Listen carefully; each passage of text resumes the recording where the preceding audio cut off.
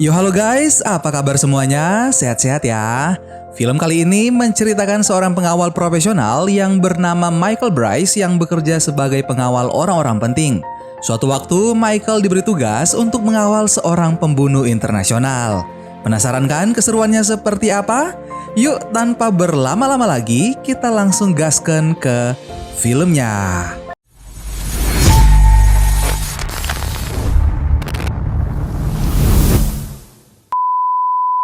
Film diawali dengan menampilkan seorang pria bernama Michael Bryce yang mendapat penghargaan sebagai pengawal terbaik. Saat Bryce menerima pialanya, seorang laki-laki bernama Darius mengacaukan acaranya. Lalu Bryce keluar dan melihat Kurosawa yang adalah kliennya saat ia menjadi pengawal. Namun Darius menembak Kurosawa hingga ia meninggal. Ternyata itu hanya mimpi yang kerap kali muncul saat Bryce tidur. Bryce melakukan konsultasi dengan psikolog untuk mengatasi masalahnya tersebut. Bryce adalah mantan pengawal eksekutif, namun karena klien terpentingnya yang bernama Kurosawa meninggal, ia kehilangan segalanya, termasuk lisensinya sebagai pengawal.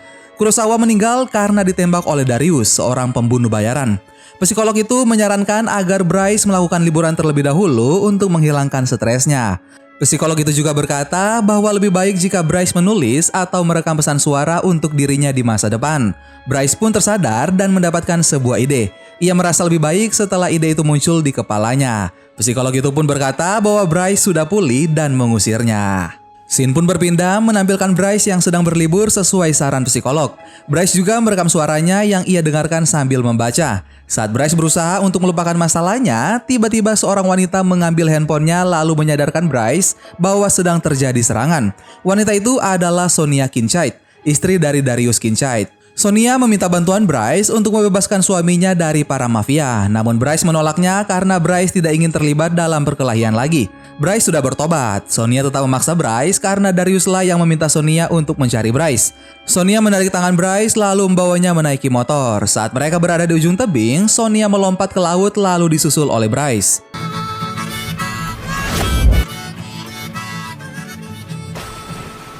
Setelah berhasil selamat dari para penjahat, Sonia mulai menceritakan kronologis hilangnya Darius, yaitu pada saat mereka akan berbulan madu.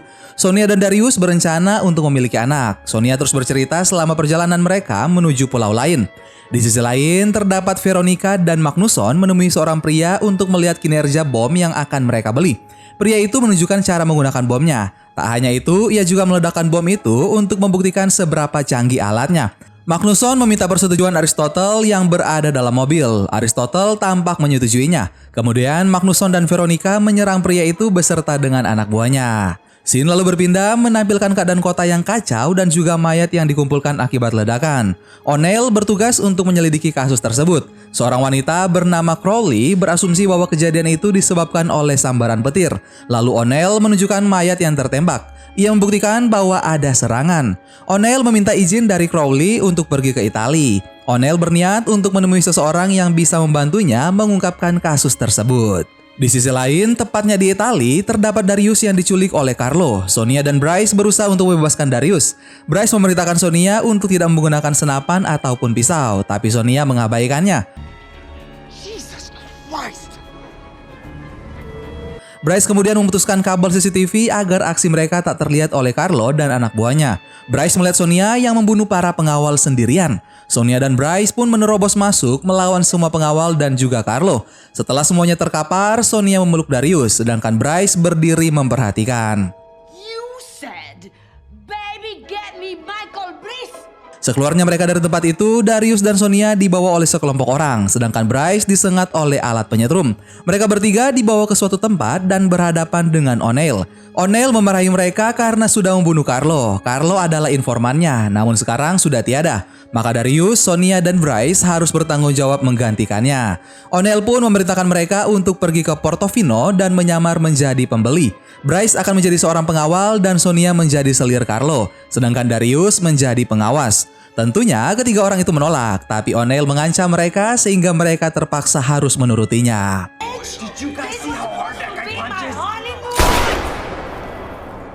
O'Neill pun memberikan uang dan juga HP kepada Bryce. O'Neill berpesan untuk jangan menggunakan sepeser uang miliknya. Bryce harus menghubungi O'Neill setiap saat menggunakan handphone yang ia berikan. Scene lalu berpindah menampilkan ketiga orang yang kini akan menjalankan perintah dari O'Neill. Sonia mengemudi sambil membicarakan tentang obsesinya yang ingin mempunyai anak.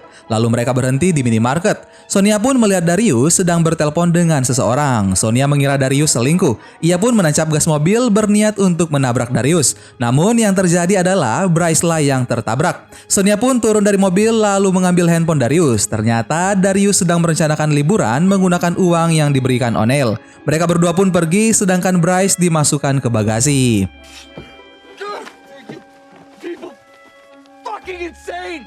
Di sisi lain, pada malam harinya mereka pergi untuk menemui Vladimir sesuai dengan perintah O'Neill. Sonia memberikan uang pada Vladimir, sedangkan Vladimir memberikan koordinat rahasia seluruh jaringan di Eropa. Sebelum Sonia mengambil koper itu, ia dipasangkan gelang yang akan meledak jika Sonia berada jauh dari koper. Tiba-tiba, seseorang pria menghampiri Bryce dan berkata bahwa ia mengenalnya. Namun Bryce membantah perkataan pria itu lalu menyuruhnya pergi. Kemudian Vladimir dan anak buahnya menghina Sonia dengan mengatakan bahwa Sonia adalah wanita tua. Sonia pun marah lalu mengeluarkan seluruh kata-kata kasarnya. Salah satu anak buah Vladimir menyadari bahwa mereka sudah ditipu. Maka perkelahian pun terjadi. Sonia mengambil koper berisi koordinat rahasia agar gelang di tangannya tidak meledak.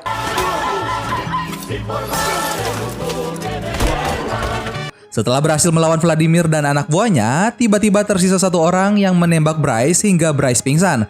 Sonia pun membawa Bryce menggunakan gerobak menuju kapal yang sudah ditumpangi Darius. Untungnya mereka berhasil pergi.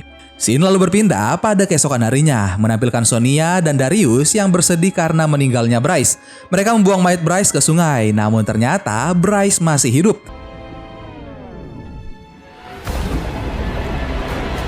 Ia menggunakan Kevlar untuk melindungi dirinya dari tembakan. Di sisi lain, terdapat Aristotle yang memerintahkan anak buahnya untuk menghubungi Carlo. Tapi Carlo sudah tewas. Aristotle kemudian menyuruh mereka untuk menemukan Bryce, Darius, dan Sonia untuk mengambil koper yang ia incar dari mereka. Bryce, Darius, dan Sonia memperhatikan kedatangan para anak buah Aristotle yaitu Magnusson dan juga Zento yang memperhatikan ketiga orang itu lalu pergi untuk menembak mereka dari atas gedung. Darius melihat Zento yang menembakkan senapannya ke arah mereka. Ketiga orang itu pun pergi sedangkan Magnusson kini mengejar mereka.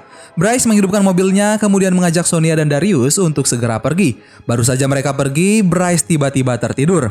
Darius mengambil alih kemudi lalu melewati tangga dan menabrak benda yang ada di depannya. Saat mereka berada di jalan raya, Darius berhasil mengalahkan para anak buah Aristotle termasuk Magnusson.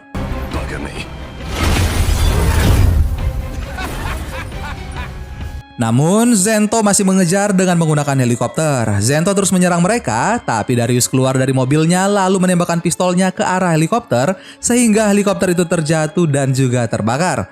Darius yang tak mengemudikan mobil dengan benar membuat mereka hampir saja terjatuh ke jurang.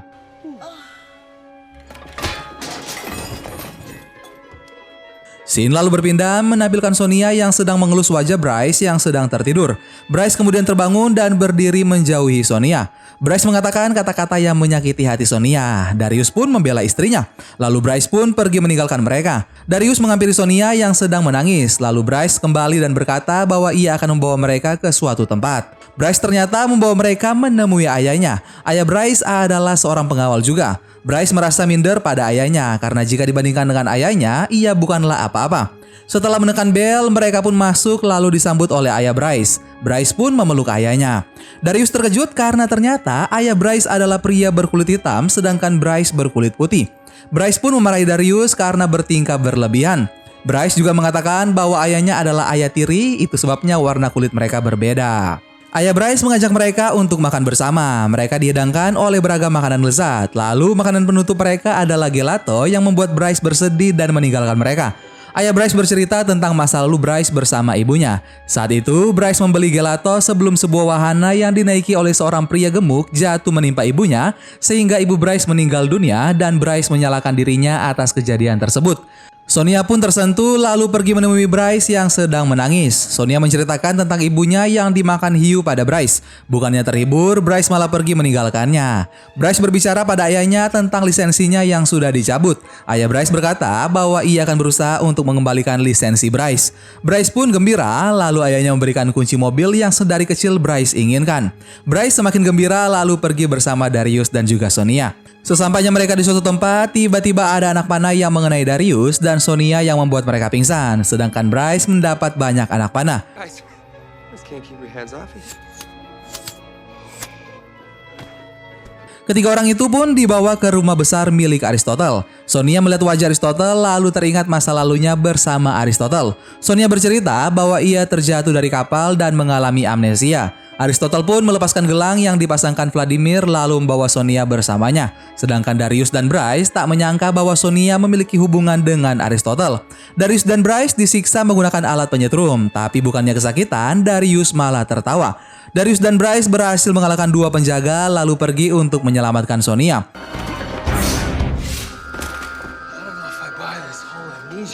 Darius pun berteriak memanggil Sonia, tapi Sonia malah menentangnya. Sonia lebih menyukai Aristotle yang jelas memiliki banyak uang. Bryce pun menarik Darius untuk segera pergi sebelum anak buah Aristotle membunuh mereka berdua.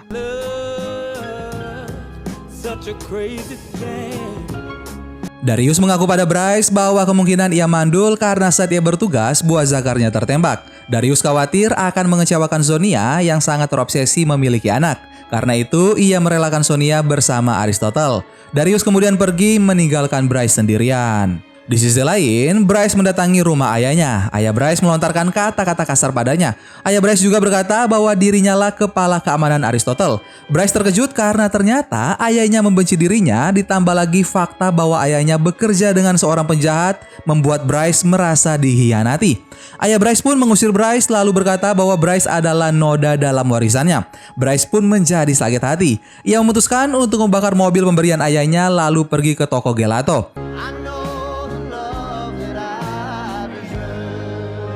Bryce memakan gelatonya di bar milik Darius. Kemudian Darius mendapat telepon dari Sonia. Sonia ternyata tidak mengkhianati mereka. Itu semua hanyalah sandiwara.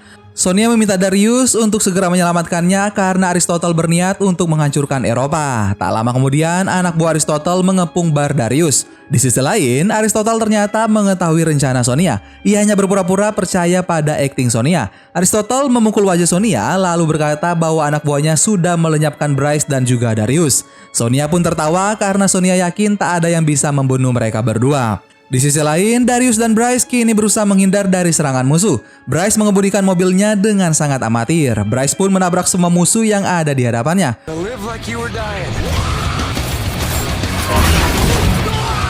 Bryce tak berhenti melaju bahkan saat sudah tak ada lawan yang mengejar sehingga mengakibatkan Bryce terlempar keluar dari mobilnya. Bryce juga ditabrak oleh anak buah Aristotle sehingga ia kembali terlempar ke sungai. Darius kemudian menembak dua anak buah Aristotle untuk menyelamatkan Bryce. Scene lalu berpindah menampilkan Bryce yang bersedih karena ayahnya yang sudah mencapakannya.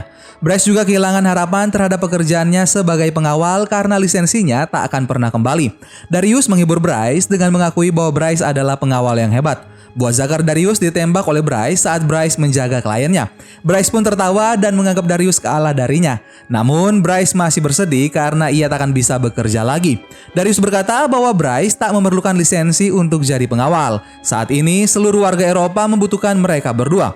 Tugas utama pengawal adalah melindungi kliennya. Maka dari itu, sebagai seorang pengawal mereka harus melindungi warga Eropa dari ledakan yang diciptakan Aristotle. Baru saja mereka akan beraksi, tiba-tiba sekumpulan orang mengerumuni mereka lalu membawa mereka bertemu dengan Crowley.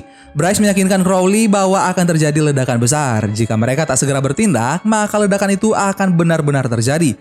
Perkataan Bryce diperkuat oleh kedatangan seorang wanita yang berbicara dengan Crowley. Crowley pun memperbolehkan Bryce dan Darius untuk pergi. Bryce berkata bahwa ia membutuhkan perahu, senjata, dan juga dua Interpol yang bernama Gary dan juga Johan. Mereka pun bersiap. Gary dan Johan menaiki kapal untuk menjadi umpan bagi para anak buah Aristotle. Dan tebakan Bryce benar karena orang-orang itu mengejar Gary dan Johan, sedangkan Darius dan Bryce berlayar menggunakan perahu yang sangat lambat. Di sisi lain, Aristotle kini sudah mengeluarkan bornya. Para penjaga melihat perahu milik Darius dan Bryce yang kosong. Ternyata kedua orang itu bersembunyi lalu menembak para penjaga tersebut. Tak hanya itu, ada petugas lain yang muncul dari dalam laut. Namun itu bukan masalah besar bagi mereka karena hanya dengan 2 kali tembakan orang-orang itu meninggal.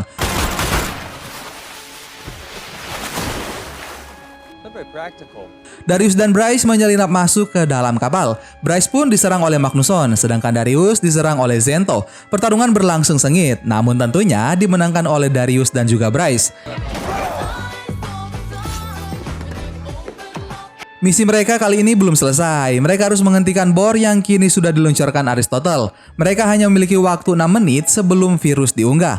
Aristotle pun melihat mayat Zento, yang kemudian menyuruh Veronica untuk membunuh Sonia. Aristotle menembak ke arah Darius. Darius sempat menghindar, namun Aristotle menodongkan senapannya ke wajah Darius. Sebelum Aristotle menembakkan pelurunya, Bryce datang menyelamatkan Darius. Sebelum Bryce menembak pelurunya, datanglah ayah Bryce. Ayah Bryce memerintahkan Bryce untuk tidak membunuh Aristotle, namun ia menolak. Bryce pun menembak ayahnya, lalu Aristotle menembak ke arah Bryce, namun tembakannya meleset karena Darius melukai kaki Aristotle menggunakan kaca. Bryce memeriksa keadaan ayahnya, namun ternyata ayahnya itu menggunakan Kevlar, lalu menendang Bryce hingga Bryce terjatuh ke tangga. Di sisi lain, pertarungan antara Veronica dan Sonia juga berlangsung sengit, sedangkan Darius dan Aristotle kini saling menodongkan pistol satu sama lain. Lalu sinar laser mengenai wajah Darius. Aristotle mengira bahwa itu adalah Veronica, namun ternyata Sonia lah yang datang. Sonia dan Darius bersama-sama menembakkan senjatanya ke arah Aristotle. Bryce yang berkelahi dengan ayahnya juga berhasil dengan menusukkan pisau di leher ayahnya. Motherfucker. Sebelum tewas, ayah Bryce berkata bahwa jika Bryce membatalkan bomnya, maka kapal inilah yang akan meledak. Bryce harus memilih antara menyelamatkan dirinya atau menyelamatkan seluruh warga Eropa. Tentunya, jutaan nyawa lebih penting daripada 3 nyawa. Maka Bryce memilih untuk meledakkan kapal itu daripada meledakkan seluruh Eropa. Bryce berteriak pada Darius dan Sonia untuk berlari dan keluar dari kapal. Untungnya, kapal itu meledak setelah mereka berhasil melompat. Lalu datanglah helikopter penyelamat yang dikirimkan oleh Crowley untuk menyelamatkan mereka bertiga. O'Neill menghampiri ketiga orang itu lalu memberikan hadiah berbulan madu untuk Darius dan Sonia. Sedangkan Bryce menandatangani surat yang akan mengembalikan lisensinya. Setelah menandatanganinya, ternyata itu adalah surat adopsi. Bryce resmi menjadi anak dari Darius dan juga Sonia. Dan film Hitman's Wife's Bodyguard pun selesai. Gimana guys, film kita kali ini? Silahkan kalian komen di bawah ya. Buat yang mau request film, silahkan kalian komen juga. Terima kasih banyak buat kalian yang sudah nonton video ini sampai akhir. Sampai ketemu lagi bareng Mimin Kuanteng di film-film selanjutnya. Dan semua kehidupan adalah eksperimen. Maka makin banyak eksperimen yang kamu buat akan semakin baik. Dadah.